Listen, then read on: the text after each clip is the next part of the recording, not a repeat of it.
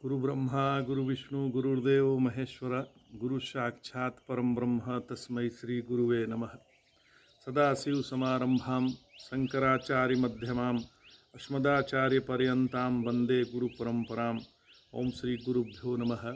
ओम श्री परमात्मने नमः।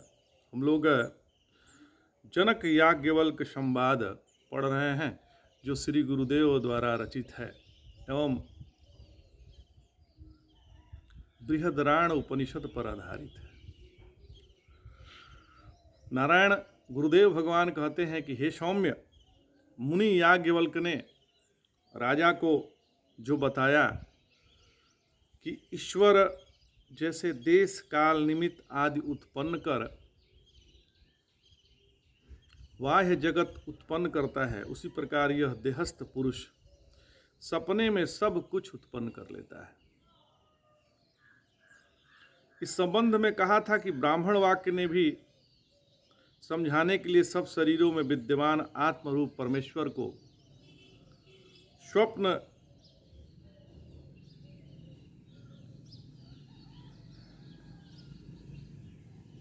में कर्ता बताया है।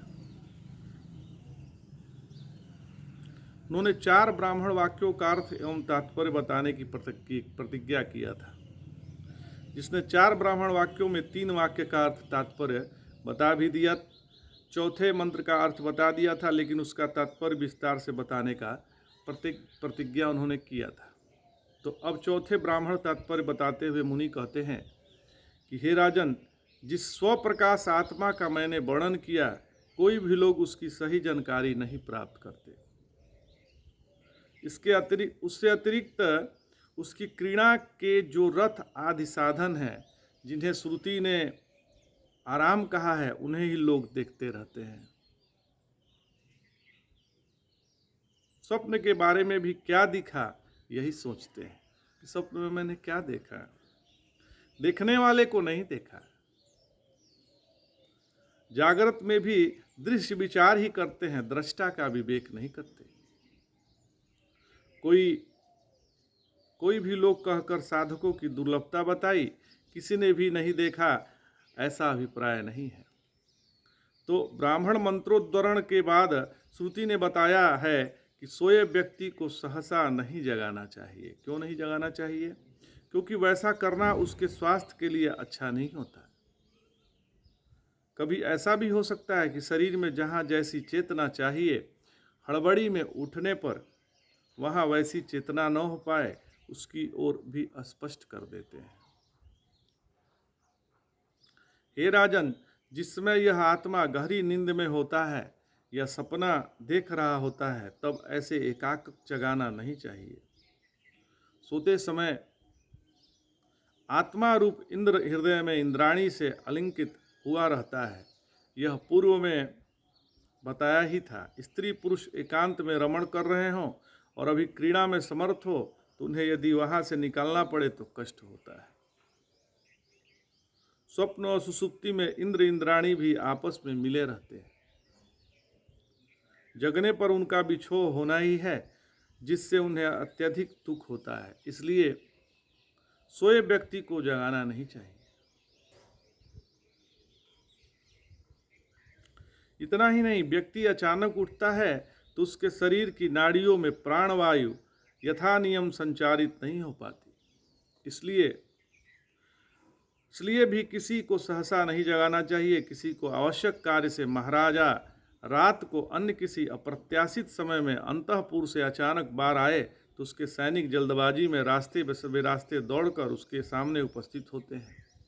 ऐसे में रास्ता छोड़कर आते समय परकोटे की बुर्जी या दीवार भी तोड़ने में वे देर नहीं करते, क्योंकि हड़बड़ाते रहते हैं। इसी तरह आत्मा जब नींद से अचानक जगता है तो उसके नौकर रूप प्राण उचित नाड़ी मार्ग छोड़कर भी स्थूल देह में उपस्थित होने लगते हैं। सहसा जाने से अंग भंग ऐसा असाध्य रोग होते हैं जो सैकड़ों दवाओं से भी ठीक नहीं हो पाते हैं। इसलिए सोए व्यक्ति को अचानक नहीं जगाना चाहिए।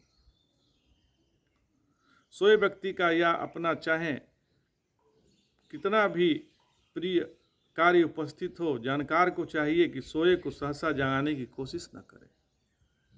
अगर उसका या अपना कोई अत्यंत आवश्यक काम आ जाए तो कोमल स्पर्श, मृदु ध्वनि, हल्की रोशनी आदि द्वारा धीरे धीरे सोए को जगाना चाहिए, अन्यथा कठिन रोग हो जाता है।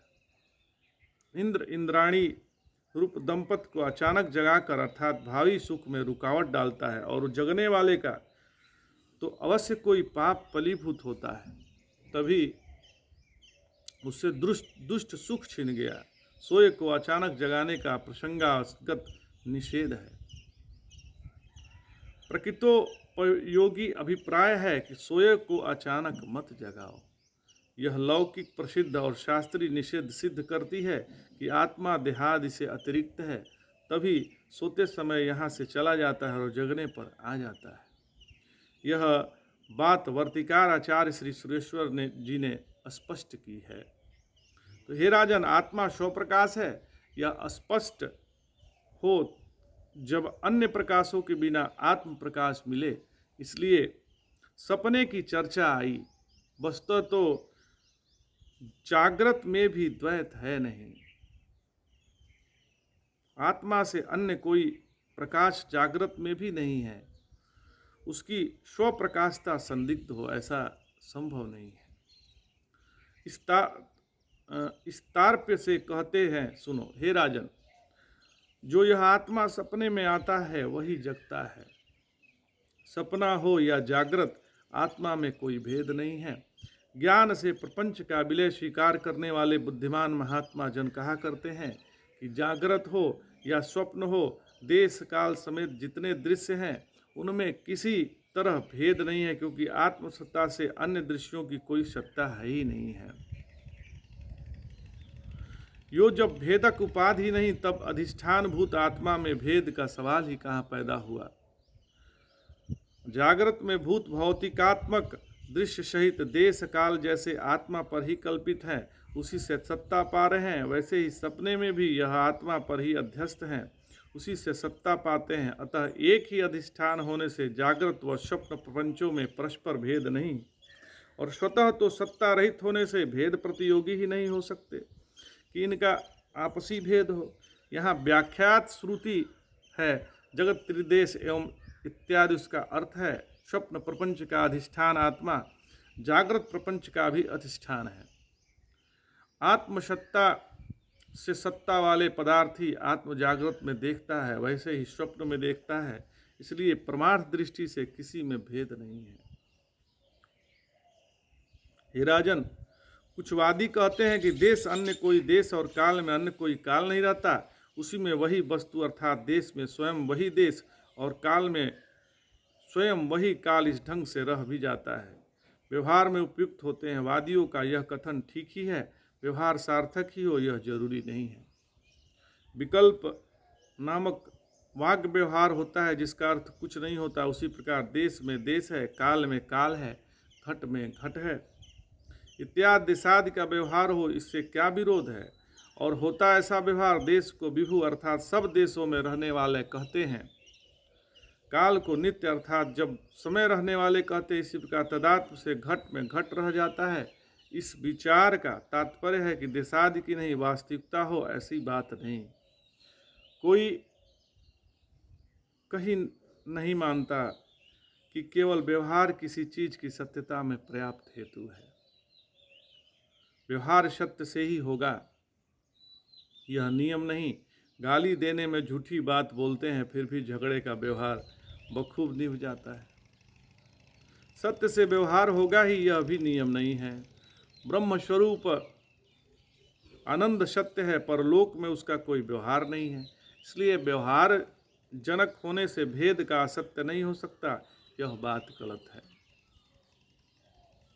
जो लोग सभी कुछ को, सभी व्यवहारिक पदार्थों को सत्य कहते हैं, उन्हें गौड़ी वृत्ति से ही वैसा कहना पड़ेगा, क्योंकि दृश्य पदार्थों में मुख्य सत्यता तो है ही नहीं। भेद में जागृत वाला जो व्यक्ति मानता है कि भेद रहित, अतः ऐसे एक जो देश खुद उनमें एक अन्य देश रहता है, ऐसे ही काल में कोई और काल रहता है, घड़े में कोई और घड़ा रहता है। उसके इस मानने की समाप्ति कहाँ होनी चाहिए, अर्थात उसकी मान्यता अनवस्थाग्रस्त है, क्योंकि द्वितीय देशादि में तृतीय चतुर्थयो अनंत देशादि उसे मानने पड़ेंगे जिनमें प्रमाण कोई नहीं है। तो आज इतना ही महाराज। जय जय शंकर, हर हर शंकर। नमामि शंकर भजामि शंकर, नमः पार्वती पतये, हर हर महादेव शंभो।